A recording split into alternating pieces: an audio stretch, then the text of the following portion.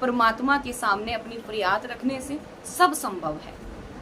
लेकिन मन का भाव अच्छा होना चाहिए, स्पष्ट होना चाहिए, फरियाद ऐसी होनी चाहिए कि हम दिल से लगा रहे हैं और वो हमारे परमात्मा सुन रहे हैं।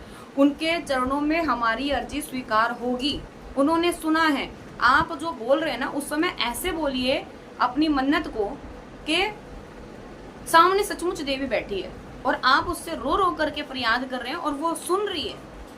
जिस समय अरदास लगाए ना, उस समय भाव अंदर से ऐसा आना चाहिए कि साक्षात देवी सामने बैठी है और आपके मन की बात सुन रही है। समझ गए? इस प्रकार से भाव आपका अंदर से होना चाहिए।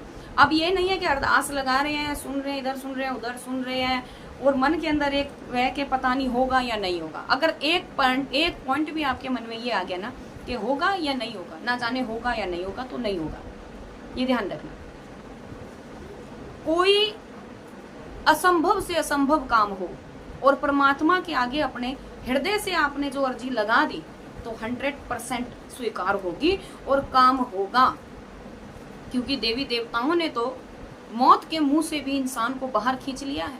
एक अरदास पे, एक अर्जी में, एक उस फरियाद में इतनी पावर होती है। उस पावर को देखना है तो सिर्फ और सिर्फ भाव से, छल से नहीं, कपट से नहीं। छल और कपट वहां आ गया तो वो अरदास आपकी खंडित हो गई, वो कभी स्वीकार नहीं होगी और वो सारे जीवन आप रखे रहना। और दूसरा, यदि आपके मन में संतुष्टि है कि अब मेरा काम 100% होगा, अब ये देवी स्वीकार करेगी और माँ अब मैंने तेरे ही आगे छोड़ा है। अब इसमें चाहे आप माँ काली को लगा रहे हैं, हनुमान जी को लगा रहे हैं, भगवान शिव को लगा रहे हैं, अपने कुल देवी देवताओं को लगा रहे हैं, ठीक है।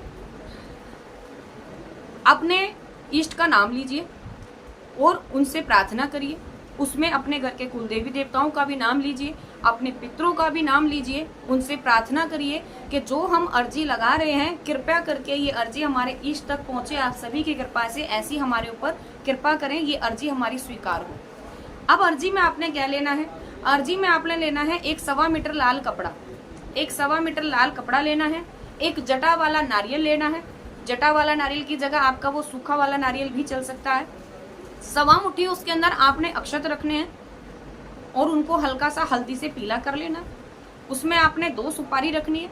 अपनी श्रद्धा अनुसार उसमें दक्षिणा रखनी है, 11, 21, 51 जो आपकी श्रद्धा हो वो रखनी है। 2 लौंग, 2 इलायची रखनी है आपने उस अरदास में। और हाथ में लेकर के उसकी पोटली बनाकर आपने हाथ में लेनी है और अपने पहले पितरों का ध्यान करेंगे, उनसे प्रार्थना करेंगे, फिर अपने कुल देवी देवताओं से प्रार्थना करेंगे, भगवान शिव से प्रार्थना करेंगे और फिर अंत में आप अपने इष्ट